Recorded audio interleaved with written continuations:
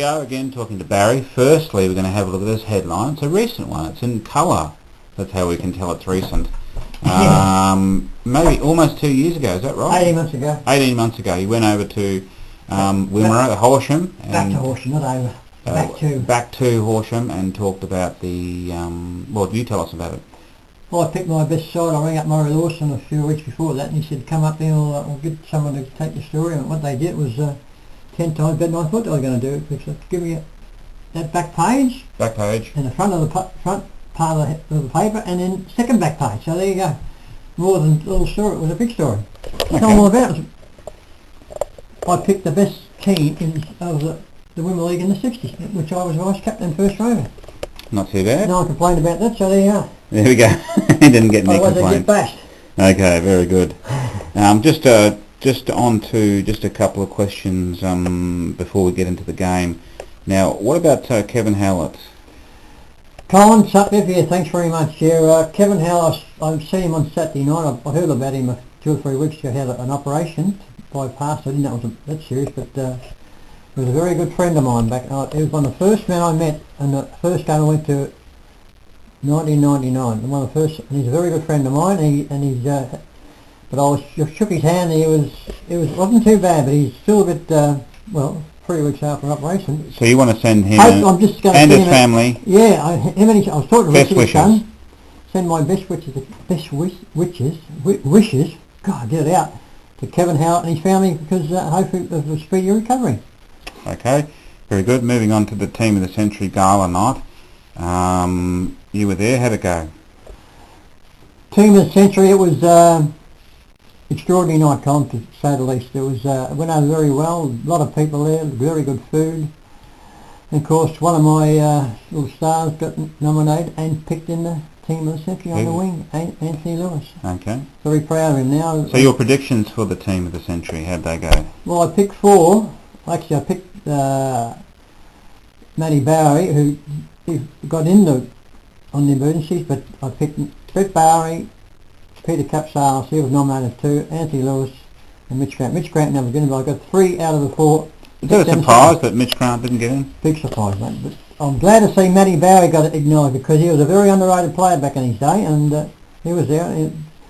But I'll salute A. Lewis, champion, and you got your right deserves, Anthony Lewis. Very good. Very proud of you. Okay, just briefly, what about the Rapagna Team of the Century? Well, I brought up things, bad memories of it. I went to, well, no, I didn't go there because I wasn't in the side, but about 8-9 years ago they picked the Rapagna Team of the Century, and I was the best rover I ever had, and because it's a bit political, Colin. I got in a little bit of trouble out there money-wise sometimes, but I was still glad I got over it, not being in that Rapagna Team of the Century. I picked a fella, So anyway, I've told a few fellas up in Rapagna, they all know about it, but it's political, Colin. Okay. Briefly, Barry, an incident? A little bit of an incident after the game. It was a bit stupid. I was right out of order, Colin, after the game. Jason Chappell was addressing the players after the game. He was talking about things, and I opened my mouth at the wrong time. It was right out of order, Chappell, and it won't happen again. Sometimes, Barry, you only open your mouth to change feet. Change what? To change feet. Change. Okay, Langwarrin, Chelsea. What was the weather, and was there any changes? The weather was perfect, Colin. No wind, no breeze. Ground's in immaculate condition as usual, and there's only one change. Johnson out with a knee injury last week against Swan Beach, and Nicer come into the side, and he played well too. Okay, very good. Now give us the first half. Now the first quarter, I'll tell you, Chelsea were 4-4 and Langwarrin were 3-4, very close. Well, the game started off pretty even. There was not too many. Well, they actually kicked a couple of goals early, Langwarrin, and we come back. Powley was playing very well early doors, and Louis, and of course Damon kicked a couple of goals early doors in the first quarter. But it was a pretty even quarter, first quarter. Quite even. Now that's where Chelsea kicked ahead by half time, 12-8, 8 goals to aim 3-5 from Langwarrin, only 1 point. Leroy Adams playing very well, Colin. He's number 73 now. He was a star 3 years ago. He had a bit of a bad back injury a couple of years ago, but now he's back. He's made a big difference to the side now, and he was playing well because Ryan Stewart, Paddy Adnell and Unsworth were playing very well in the back line. They hold the back line together. Adele was quite good in the back line. Odell was taking a couple of nice marks. He was actually a centre back, full back, I think, which is unusual.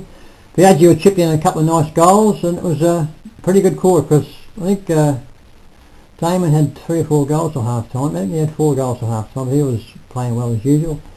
It was a very good quarter, Colin.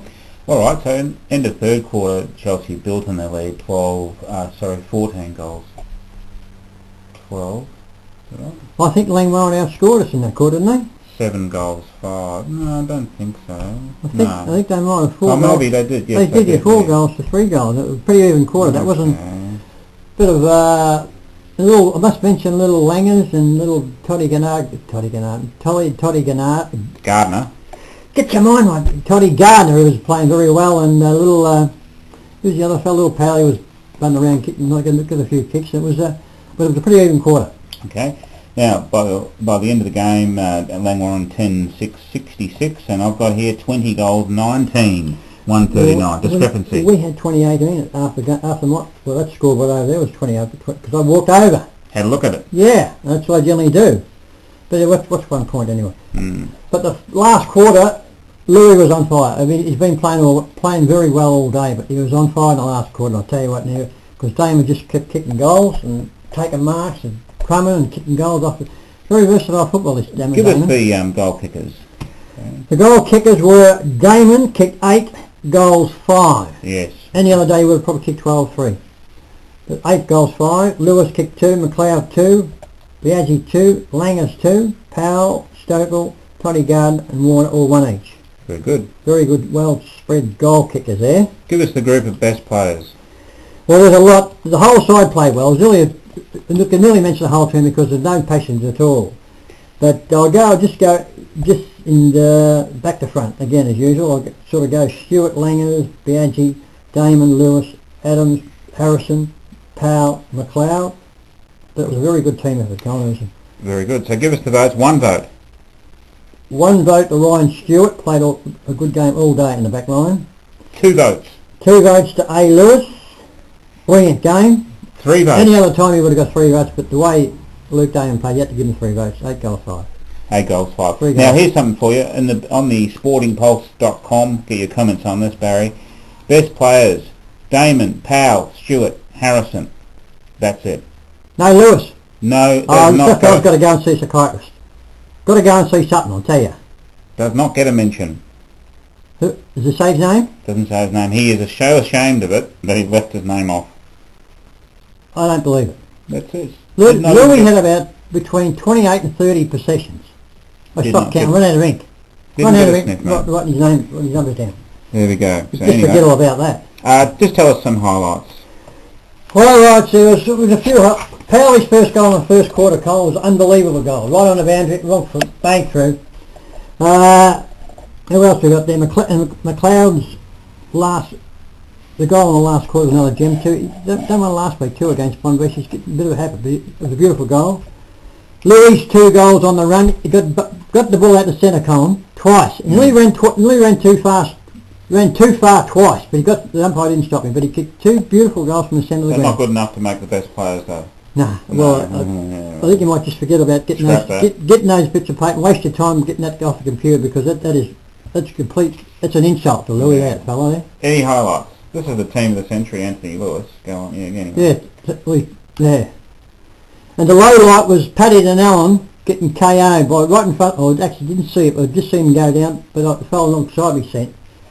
Got an elbow to his head, unconcussed. Didn't come back on after half time. One of the stars of last week. He was killing him in the first quarter and a half, Paddy and Allen. So we hope he's okay. Yeah, I said, how you going? He said, but it just looked a bit, the eyes a little bit, but he was out cold. You've got any other highlights or lowlights? No, that was a low light for Paddy Donnell, but one of the umpire's advisors was standing alongside us, and he came and asked Graham Stewart, the president. He said, I'll write it down. It could be a report, I think. Okay. Now, get his right whacked at number 8. Bald head fellow he was. You're going to tell us about the under-18s? The under-18s, they were very unlucky, Colin. They led all day practically, and they got beaten on the kick-off just before the silent went. Wow. Very unlucky. But the seconds, Jono's got them going again. They won pretty well, and I think they might get the top 3, I think, and a double chance if they keep going the way they're going. Very good. But the under 18s, would you believe, they could drop from 2nd to 5th after that game because they're so close. Excellent. Now, just tell us about next week. Well, we've got to get all psyched up because, although everyone knows now, YCW got beaten by point by five on the weekend. So we're playing them down there, down at YCW, but I just said before we come on there, it's like a TV studio, isn't it? I said we've got to go out there next week and just play them as another side. Just forget all about what they've done and what they're going to do. Don't worry about the hype. And just get out there and get into it and only do your best. That's so all that'll you be can do. at Frankston's ground on Saturday. Frankston YCW down there. Yeah, okay. Oh, you mean, no, that's right. No, Mount Eliza's used the Frankston Park ground for their home games. Frankston YCW, their ground's alright, I think. Okay, alright. Well, we look forward to that, and we look forward to the report as well. Was there anything I was going to say? I don't think I've forgotten any this time, but I did mention Greg and the best player, Dan Adams, didn't I?